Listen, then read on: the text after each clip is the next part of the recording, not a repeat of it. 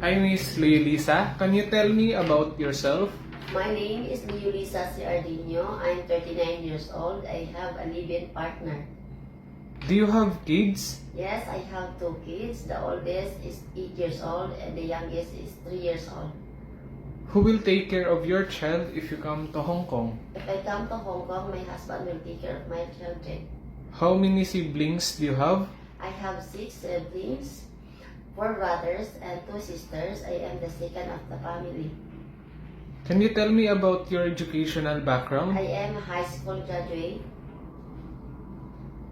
Do you have overseas experience? No, but I work in the Philippines with 3 children, 12, 8, and a newborn baby.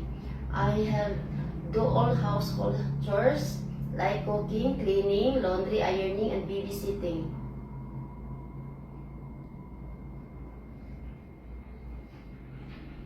Did you finish your contract? Yes, I finished my contract. How would you describe yourself? I describe myself as honest, trustworthy, and loyal. Do you have any tattoo? No, sir. Did you undergo to any kind of surgery? Yes, I have undergo CS operation 4 years ago. Why do you want to go abroad? I want to go abroad to earn money and support my studies of my children. Are you willing to take care a newborn baby? Yes, sir. Could you sing a nursery song? Yes, sir.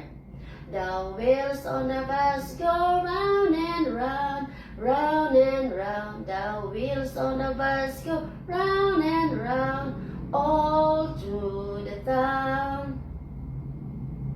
Are you scared of cats or dogs? Yes, sir. Give me your idea how can you take care of the children and children with tantrums. I will teach them about tomboys. Say something to your future employer to hire you. To my future employer, if you are going to hire me, I promise to finish my contract. I will extend my contract if you need me. I promise to treat you like my own family. I will learn to speak Cantonese and cook more Chinese foods. Thank you.